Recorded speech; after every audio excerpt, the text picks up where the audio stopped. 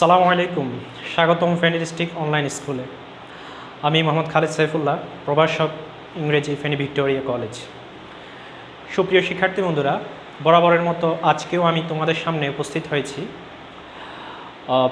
তোমাদের কলেজ সেকশনের English second paper class নেওয়ার জন্য।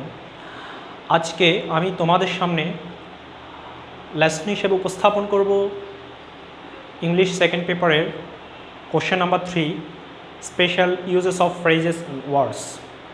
আমি আমার প্রিভিয়াস ক্লাসগুলোতে, অর্থাৎ আমি আমার পূর্বের ক্লাসগুলোতে এই চ্যাপ্টার থেকে, অর্থাৎ question number 3, special uses of phrases and words, এই চ্যাপ্টার থেকে আমি মোট 9টি ফ্রেজ নিয়ে আলোচনা করেছিলাম। তো আজকে আমি তোমাদের সামনে আরও 2টো ফ্রেজ নিয়ে আলোচনা করব ইনশাআল্লাহ। তোমরা সবাই ফেনী ডিস্ট্রিক্ট অনলাইন স্কুলের ক্লাসগুলো বেশি বেশি দেখবে এবং তোমাদের যে সমস্ত দুর্বলতা রয়েছে এই দুর্বলতাগুলো আশা করি কেটে উঠবে। এই করোনাকালীন মহামারীর সময়ে যেহেতু তোমাদের কলেজ বন্ধ, সেহেতু তোমাদের কলেজে গিয়ে পড়াশোনা করা সম্ভব হচ্ছে না। তো এই জন্যই মূলত বাংলাদেশের প্রত্যেকটা ডিস্ট্রিক্টে সরকারি নির্দেশনা অনুযায়ী ডিস্ট্রিক্ট অনলাইন স্কুলগুলো তোমাদেরকে অনলাইনে ক্লাস সুবিধা দিচ্ছে এবং তোমরা আশা করি এটা থেকে উপকৃত হচ্ছ। তো প্রিয় শিক্ষার্থী বন্ধুরা, আজকে আমি তোমাদের সামনে আলোচনা করব হচ্ছে HSC English second paper question number 3, special uses of phrases and words. আমার প্রিভিয়াস ক্লাসগুলোতে আমি অনেকগুলো ফ্রেজ নিয়ে আলোচনা করেছি। আজকে আমি 2টি গুরুত্বপূর্ণ ফ্রেজ নিয়ে আলোচনা করব। Very important phrase: have to, has to, had to. Another one is had better. এই যে have to এবং had better ফ্রেজ ওয়ার্ডে কোশ্চেন নাম্বার 3-তে মোস্ট অফ দ্য স্টুডেন্টস এখানে একটু কনফিউজড হয়ে যায় যে have to হবে নাকি had better হবে। যদি বক্সে আমরা have to এবং had better এই দুটো দেখতে পাই তাহলে আমাদের অধিকাংশ ছাত্রছাত্রী কনফিউজড হয়ে যায়।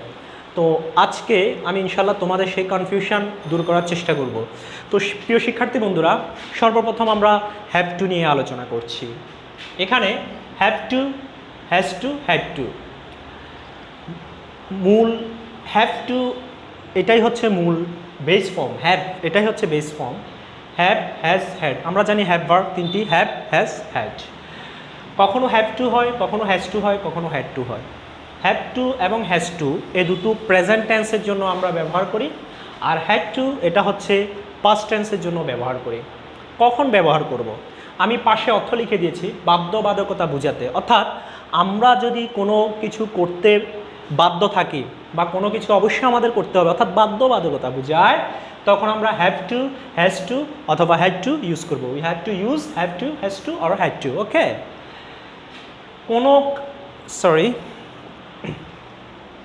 কোনো কাজের জন্য, কোনো কাজের বাধ্যবাধকতা, প্রয়োজনীয়তা কিংবা অবশ্যই করতে হবে, অবশ্যই করতে হবে এমন বোঝাতে এটি ব্যবহার হয়। অর্থাৎ কোনো কাজ আমাকে বাধ্যগতভাবে করতেই হচ্ছে অথবা এটার অবশ্যই প্রয়োজনীয়তা রয়েছে এমন বোঝাতে আমরা হ্যাভ টু অথবা হ্যাজ টু অথবা হ্যাড টু ব্যবহার করি।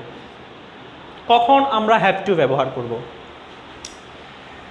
বক্সে যদি হ্যাভ টু থাকে হ্যাভ টু ইউজ করব, বক্সে যদি হ্যাজ টু থাকে হ্যাজ টু ইউজ করব, আর বক্সে যদি হ্যাড টু থাকে হ্যাড টু ইউজ করব। হ্যাড টু পাস্ট টেন্সের জন্য ব্যবহার হয়। হ্যাভ টু আইয়ের পরে হ্যাভ হবে, উইয়ের পরে হ্যাভ হবে এবং প্লুরাল সাবজেক্টের পরে হ্যাভ হবে।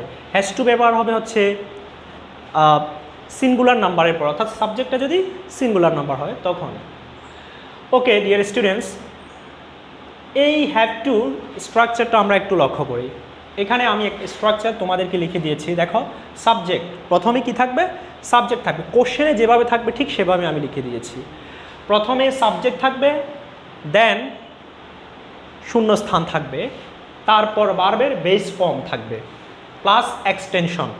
এক্সটেনশন মানে আমি প্রিভিয়াস ক্লাসেও বলেছিলাম, এক্সটেনশন মানে অতিরিক্ত কোনো তথ্য থাকতে পারে, নাও থাকতে পারে, না থাকলে সেন্টেন্স কারেক্ট। ওকে, থাকতেও পারে, নাও থাকতে পারে, এটা নিয়ে টেনশন করার কোনো প্রয়োজন নেই। তাহলে আমরা সেন্টেন্সে যখন বক্সে যখন আমরা হ্যাভ টু দেখতে পাবো, তখন আমরা কোথায় হ্যাভ টু হবে এটি আইডেন্টিফাই করার জন্য আমরা সাবজেক্টের পরে শূন্যস্থান খুঁজব। সাবজেক্টের পরে আমরা শূন্যস্থান ফাইন্ড আউট করব। শূন্যস্থানে যদি ফাইন্ড আউট করতে পারি সাবজেক্টের পর, দেন শূন্যস্থানের পরে আমরা ভার্বের বেস ফর্ম আছে কি না সেটি দেখব। অবশ্যই ভার্বের বেস ফর্ম হতে হবে।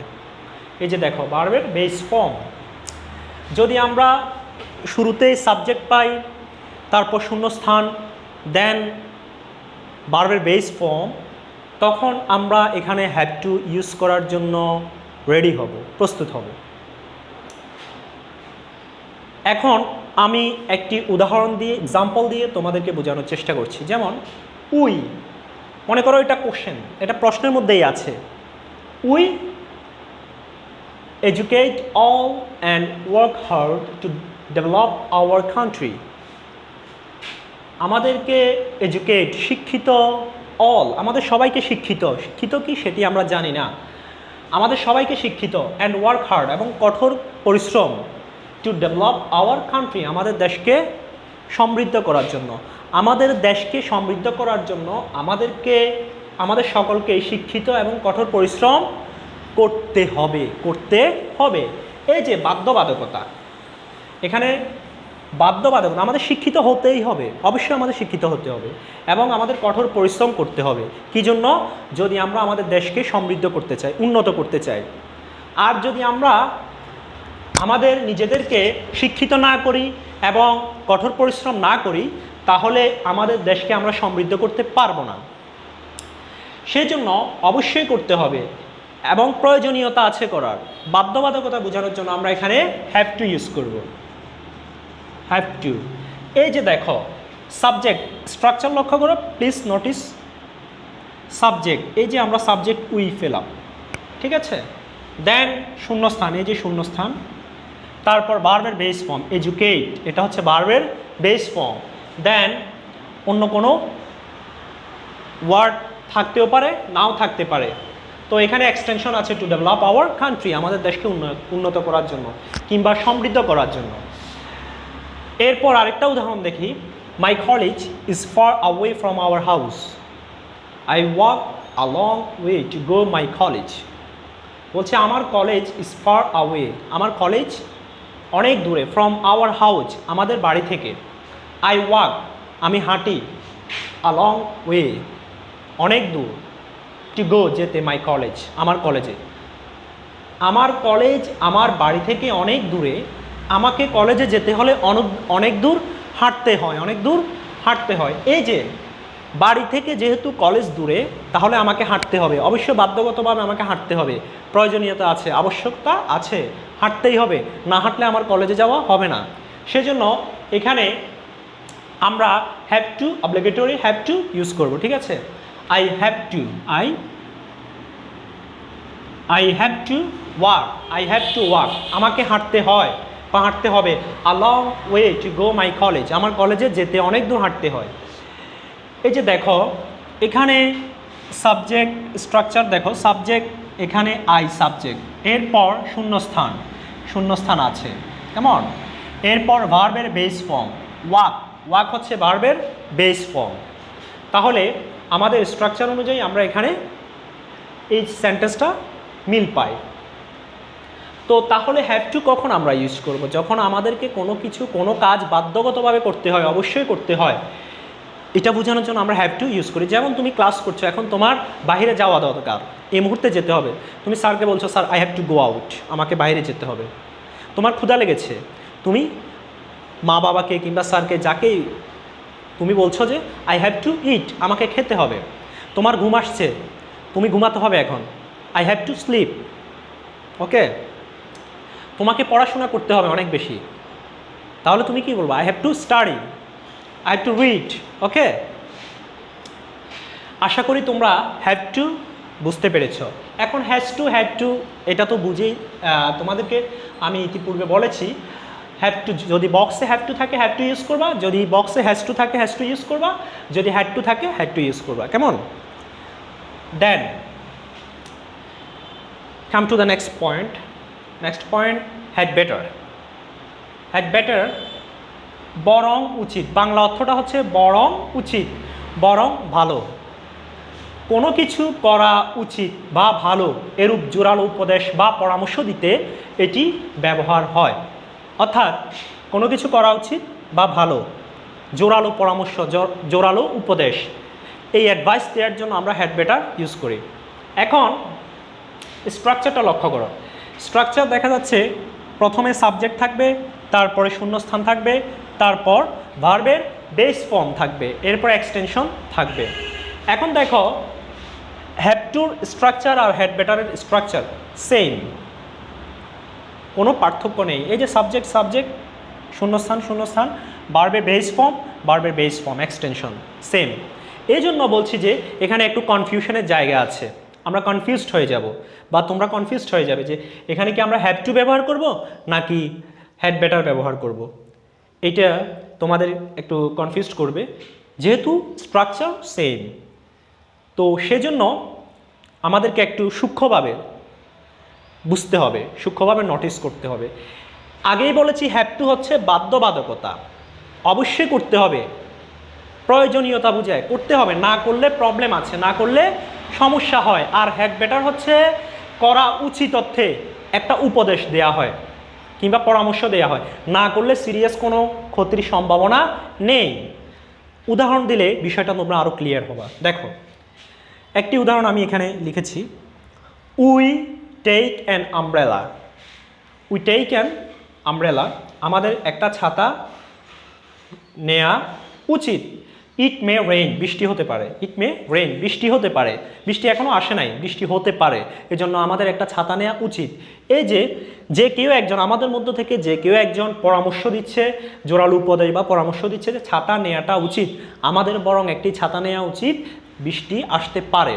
কিন্তু ছাতা যদি না নিই তাহলে আমাদের অনেক বড় ধরনের ক্ষতি হয়ে যাবে তা নয়, এখনও বৃষ্টি আসেনি, বৃষ্টি আসতে পারে, এজন্য একটা পরামর্শ আমাদেরকে দেয়া হচ্ছে যে আমাদের ছাতা নেওয়া উচিত। কিন্তু হ্যাভ টুর ক্ষেত্রে লক্ষ্য করো, বলছে যে we have two educate all and work hard to develop our country.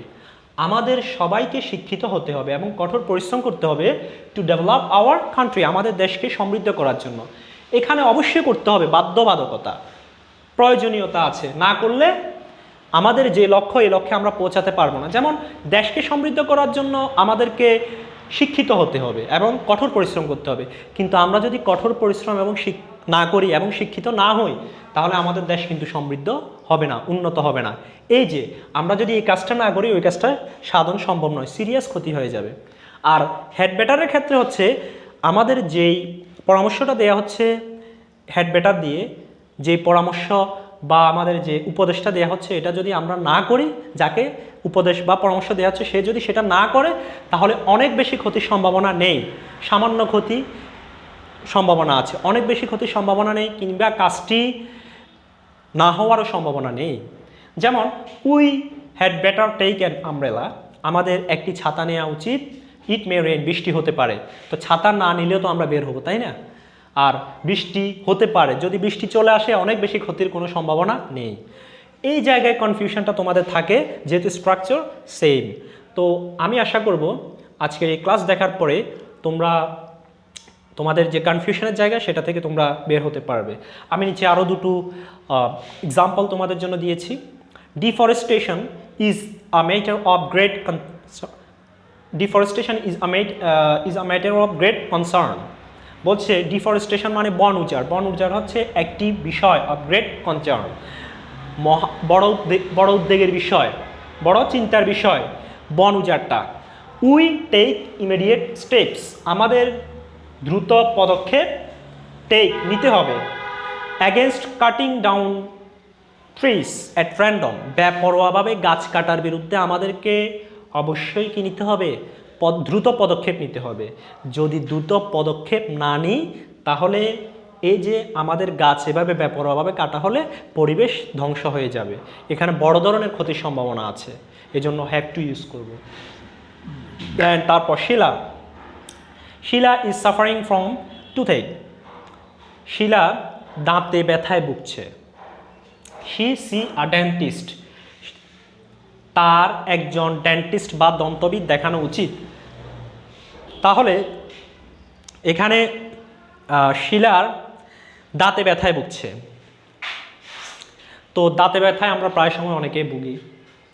তো এখানে শিলাও দাঁতে ব্যথায় ভুগছে। এখন অন্য কেউ তাকে পরামর্শ দিচ্ছে যে she had better see a dentist, তার একজন দন্ত বিশেষজ্ঞ বা দন্তবিদ দেখানো উচিত। এখন যদি সে দন্তবিদ না দেখায় সে মারা যাবে তা নয়, দাঁতে ব্যথা একটু কষ্ট করবে, এটাই।